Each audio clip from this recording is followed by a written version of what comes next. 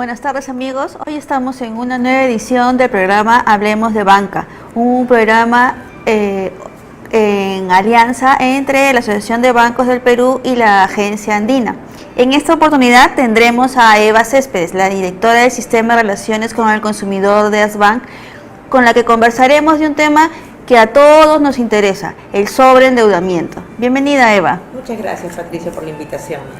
Eva, a mí me gustaría empezar precisando bien cuándo estamos en un sobreendeudamiento y cuándo hemos adquirido una deuda, tenemos una responsabilidad económica con una institución financiera para mejorar nuestro nivel de vida.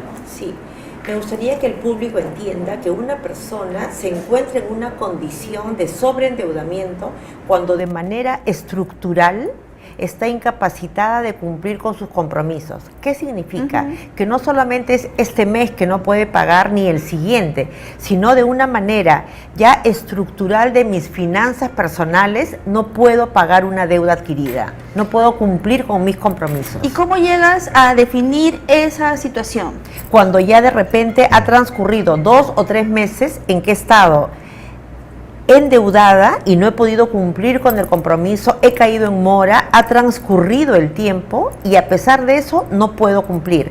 ¿Qué sucede? La central de riesgo considera que ya estás en una situación de pérdida, quiere decir que no puedes salvar tu situación, salvo de repente cambien tus condiciones, después de 120 días. O sea, para la central de riesgo, después de los 4 meses ya se puede considerar que estás en una situación de pérdida total. Antes de eso, considera, por ejemplo, problemas potenciales, cuando han pasado 30 días.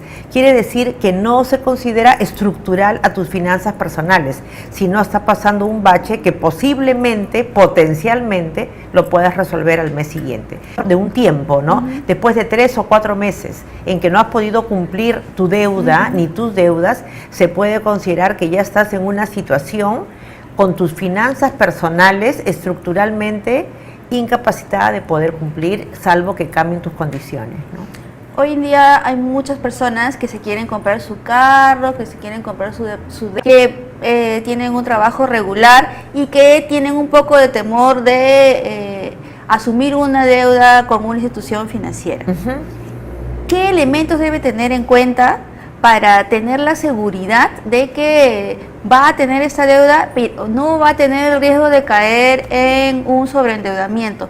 ¿Qué tiene que ver en sus finanzas personales? Sí, yo podría traducir ese temor por un tema de responsabilidad y ojalá hubieran muchas de esas personas que toman con cautela la decisión de asumir un crédito y honrar este compromiso. ¿Qué es lo primero que tienen que hacer? Un presupuesto. Porque un presupuesto te permite saber si tus ingresos cubren tus gastos que ya tienes asumidos, que uno los puede partir en los gastos que son básicos como servicios públicos, educativos, alimentación, salud programada, créditos ya adquiridos. Si bien podemos en este programa o en otro hablar que estos rubros se pueden optimizar y reducir a través de cambio de hábitos, pero en suma tienes ingresos, tienes gastos. La resta te da una cifra positiva o negativa. Si es positiva, tienes un excedente. Entonces tú podrías asumir compromisos que impliquen cuotas inferiores o iguales a este excedente, porque es lo que te sobra. Excedente igual sobrante. Si es negativo, ni siquiera estás cubriendo los gastos que ya tienes y seguramente estás usando la tarjeta de crédito para compensar alguno de estos déficits. Entonces, a tu pregunta, ¿qué es lo que la persona tiene que hacer? Un presupuesto. Un presupuesto, ingresos, todos los gastos, incluyendo los gastos financieros, y ser sinceros con tu presupuesto. Eso es bien importante, porque a veces nosotros mismos, a nosotros nos engañamos y no colocamos todos los gastos, o si hacemos un presupuesto en familia, mancomunado, también nos engañamos y no colocamos todos los gastos y tenemos un presupuesto que no es sincero. Pero si tenemos un presupuesto sincero, tenemos un excedente, de repente 400 soles. Yo voy a averiguar, voy a investigar sobre un crédito personal con cuotas de 300 soles. ¿Puedo pagarlo? Puedo pagar, tengo 400 menos 300. Ahora, ya depende de mí si es que yo, dentro de los rubros de egreso he puesto el ahorro, ¿no? Porque también de repente me conviene de esos 400 poner 200 soles de ahorro y tengo solamente 200 para un crédito de consumo y ese es el tope máximo que yo podría pagar como cuota. ¿Tú recomendarías que luego de hacer el presupuesto y me saliera una cantidad como excedente, que utilizara todo ese monto de excedente para pensar en un crédito y tener eso como la cuota? Si es que no tengo destinado el monto de ahorro dentro de mis egresos, dentro de mi presupuesto, no. Yo recomendaría que la persona destine una cantidad para ahorro, porque el ahorro me permite a mí tener dos cosas. Uno, la seguridad que ante un imprevisto de salud u otro yo pueda reaccionar, y dos, alguna oportunidad. No solamente pensemos en un tema de seguridad, sino también de oportunidad. Se me puede presentar la posibilidad de, por ejemplo, estoy buscando vehículo, un buen auto de segunda mano, que yo tengo inicial, para que el banco me pueda complementar ese monto. Ahí tengo esa cantidad. O de repente se me presenta la oportunidad en mi trabajo y tengo que hacer una maestría, un posgrado, un diplomado. Yo puedo recurrir a ese monto de ahorro para de repente hacer la contraparte de lo que la empresa me va a apoyar en estudiar. Es muy importante destinar como hábito una cantidad hacia el ahorro y solamente contar con la diferencia para asumir un nuevo crédito de consumo. Muchas personas se quejan de que tienen problemas con su tarjeta de crédito y el uso de esta los lleva al sobreendeudamiento. ¿Tú qué recomendarías para utilizar responsablemente la tarjeta de crédito y no llegar a esos extremos? Sí, primero, mi tarjeta de crédito tiene dos finalidades. Una, como medio de pago, donde yo puedo y debo pagar todo al vencimiento de mi estado de cuenta días antes para no correr el riesgo que no lo pague. Si es así, yo no pago intereses y debo usar ese método para supermercados, para salud, para cosas que yo uso todos los meses. Y solo usar la tarjeta de crédito para financiarme cuando son aquellos bienes o servicios que normalmente no consumo. Por ejemplo, necesito renovar mi refrigeradora. Entonces yo la voy a renovar, me puede costar 2.000 soles, puedo usar mi tarjeta de crédito, pero siempre desde un enfoque de presupuesto. Voy a poder asumir ese compromiso. Entonces la tarjeta de crédito no significa necesariamente voy a incorporar nuevos créditos, porque yo puedo comprar y pagar todo y me beneficio porque no voy a pagar intereses. Claro. Y es más, voy a tener puntos, voy a tener los beneficios que me dan descuentos en restaurantes, en distintas cosas que yo voy a poder tener como beneficio por mi... Ahora, Eva, podemos no ser las personas sobreendeudadas, podemos estar casados con alguien que está sobreendeudado, podemos ser el avaro, la garantía de alguien que termina tomando malas decisiones y sobreendeudándose. ¿Qué podemos hacer en esos casos? ¿Qué deberíamos tener en cuenta al momento de, por ejemplo, ser aval de alguien o cuando ya el esposo o la esposa ha sobregirado todo? ¿Qué hacemos? Ser muy conscientes de lo que tú has dicho. Es tan importante porque si yo estoy bajo el régimen de sociedad conyugal, yo asumo activos y pasivos. Quiere decir lo bueno y lo malo con mi esposo. Entonces yo, mi vida, estoy compartiendo esa responsabilidad en mi vida de las deudas y de los compromisos que mi pareja, mi esposo pueda asumir. Si yo soy consciente de eso, y viceversa, tenemos que hacer un presupuesto conjunto. Y a eso me refería con ser sinceros. Quiero compartir contigo que en alguna época que yo he trabajado en Indecopi, hemos recibido denuncias de personas que sus esposos han sido ludópatas y que con la tarjeta consumía. Y era complicado porque la entidad financiera legalmente no tenía por qué cortar la tarjeta de crédito. Entonces existen estos problemas que van más allá de una simple discusión en casa, que puede conllevar responsabilidades de pérdida de patrimonio, bienes. Entonces, ser muy consciente. Si nosotros no queremos asumir ese riesgo, podemos también tener el régimen de patrimonio separado, ¿no? Entonces, depende las costumbres, el conocimiento que yo tenga de mi pareja, de mi esposo, para ver si estoy dispuesta a asumir o no esa responsabilidad. Es un tema más delicado de lo que nos parece. Ahora, cuando uno tiene una sociedad conyugal, de todas maneras, uno tiene que firmar los contratos de financiamiento. ¿Es verdad? Entonces habría que tener un poco más de cuidado al momento de que a una o a uno le presentan los documentos para firmar como cónyuge, ¿no? Es cierto, porque el banco no te lo va a aceptar, porque el banco sabe qué régimen tienes tú, si es de patrimonio separado o si es de sociedad conyugal. Si tú pides un crédito y tu régimen es de sociedad conyugal, porque para eso los bancos es información pública, ¿no? Que está en los registros públicos. Entonces, si el banco sabe que es sociedad conyugal y no tiene la firma de la contraparte del esposo, ese crédito no te lo va a dar, porque sabe de que tenían que firmar los dos. Entonces, por el lado legal, tú tienes el amparo de que tú tenías que firmar. Si no has firmado y el banco dio ese préstamo, hubo una omisión que ya habrá que verla en otro terreno. Claro. Pero, y si tú firmaste de manera confiada y sin leer, no has cumplido con tu derecho que tienes de poder leer lo que firmas en cualquier situación, incluso con tu esposo, porque no sabes si es que está poniendo como garantía todo el patrimonio que tienen o solamente está limitando la garantía a un bien específico, ¿no? O sea, uno tiene también una responsabilidad ahí. Absolutamente, de interesarse en saber qué es lo que está firmando y no confiar a ciegas, porque uno está poniendo no solamente en riesgo lo de tu esposo y tuyo, sino posiblemente lo de tus hijos también, entonces que son menores de edad, entonces tú eres responsable sobre toda esa parte, ¿no? Eva, ¿tú crees que debería haber algún tipo de regulación sobre el endeudamiento? Mira, si una persona se sobreendeuda, puede ser, yo creo, en dos situaciones o en tres situaciones. Una, porque no tiene educación. Entonces, eso se está trabajando en varios frentes. Se trabaja desde el Estado, se trabaja en los bancos, en el mismo Asbanc, en la educación financiera, en la orientación. Otro es por irresponsabilidad, pero otra es por coyuntura.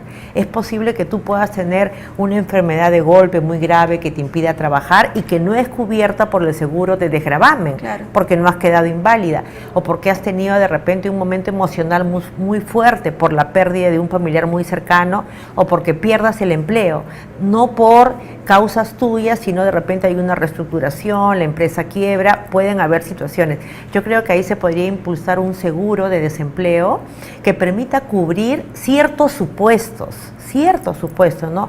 Un supuesto en donde tú pierdes, y también por un tiempo limitado y un número de veces límite en tu vida. No es que una persona pueda pedir permanentemente la aplicación de un seguro de desempleo, de repente máximo una vez o dos veces y por un periodo donde tú puedas sobrellevar esa dificultad que has tenido y volver a ubicarte o superar cualquier enfermedad, que entonces puedas volver a trabajar y cumplir con tus compromisos. Eva, ¿alguna recomendación final para nuestros televidentes para evitar el sobreendeudamiento? Una vez que ustedes, televidentes, hayan caído en una situación en que no puedan cumplir con su deuda, acérquense a la entidad financiera. Lo último que pueden hacer es darle la espalda a la entidad financiera, porque la deuda no va a desaparecer y va a crecer. Va a crecer por intereses, por penalidades, por comisiones, voy a ser mal reportada a la central de riesgos, no voy a tener acceso a otra entidad financiera. Si yo me acerco a la entidad financiera, juntos podemos ver una solución si es que existiera, ¿no? Y además, si no he sido mal reportada a la central de riesgo, de repente mi caso puede interesarle a otra entidad en mejores condiciones. Bueno, muchas gracias, Eva, por compartir con nosotros varios temas de interés para nuestros televidentes. A ti, Patricia, encantadísima de haber estado acá. Gracias. Ahora vamos al corte y vamos a regresar con Gregorio Sáenz, gerente de la Junta de Palmas Aceiteras, con quien conversaremos sobre el crédito para el sector agrario.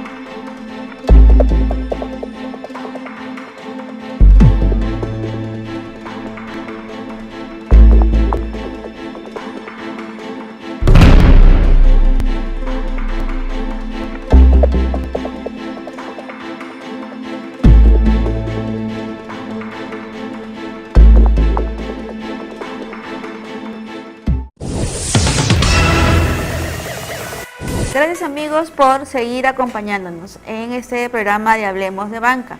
Como ya les comenté, estamos con Gregorio Sáenz, gerente de la Junta Nacional de Palma Aceitera, con quien vamos a conversar algunos temas sobre el crédito para el sector agrario. Bienvenido, Gregorio, ¿qué tal?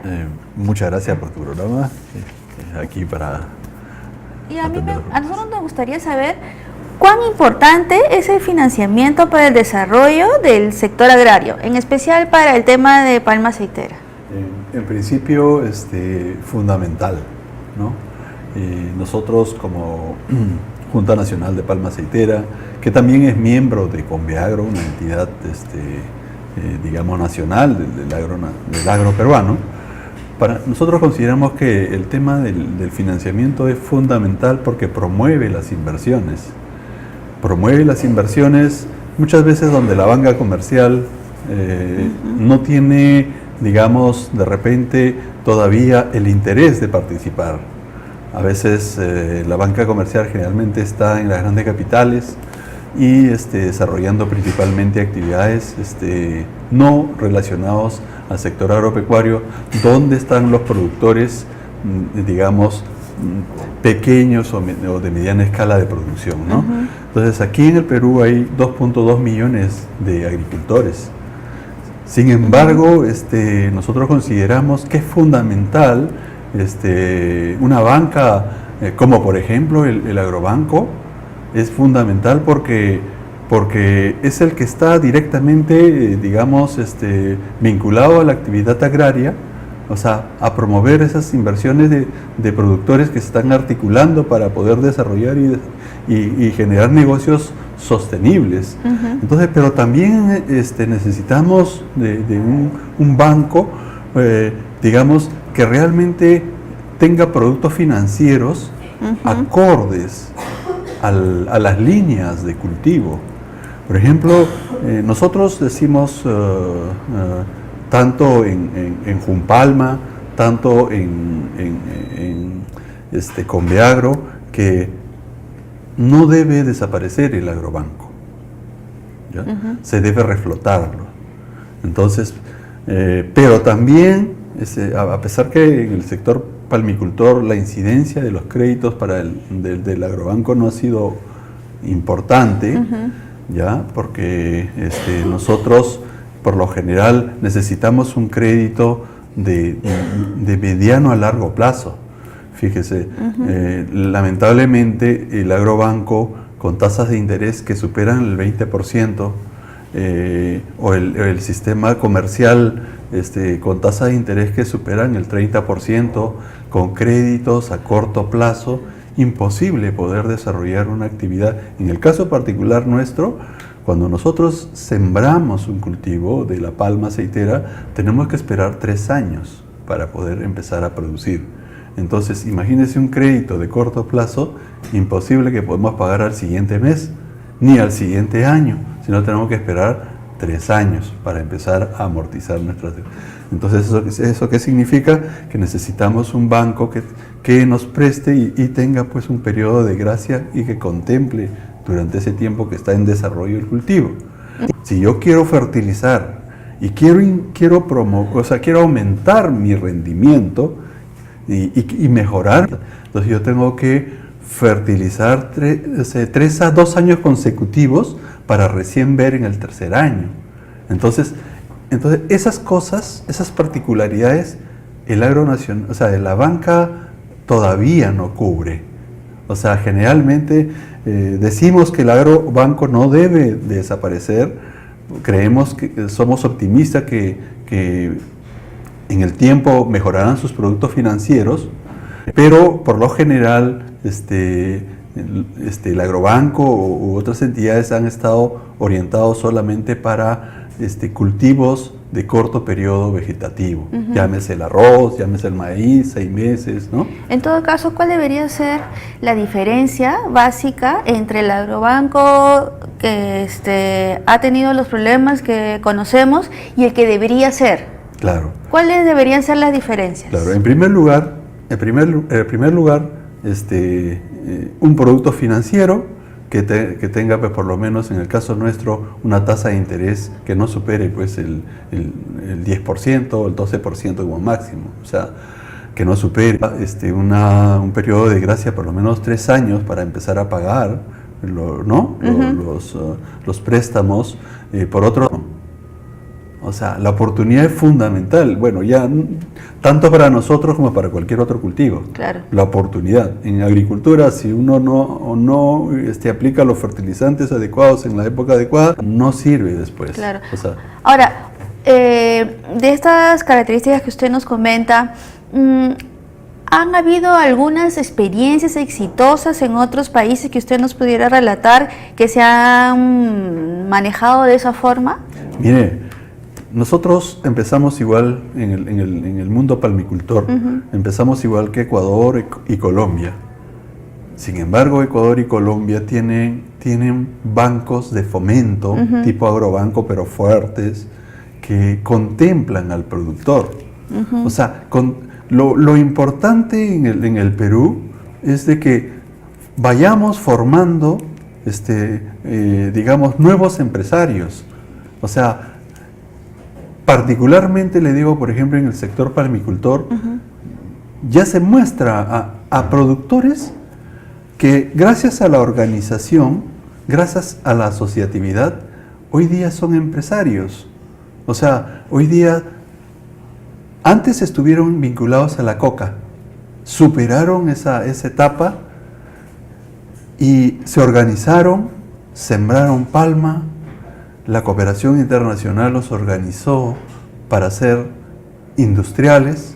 Hoy día producen aceite de palma, producen el 20% de la necesidad de aceites, tanto para el sector alimento como para el sector combustible, la necesidad del Perú. Entonces, eso se ha logrado gracias a ese empuje, digamos, de poder realmente organizar a estos productores, y para eso se necesita la banca. O sea, si bien es cierto la coca, su grano de arena, el gobierno o los mecanismos financieros, o sea, las entidades financieras deben de continuar esto para hacerlo grande.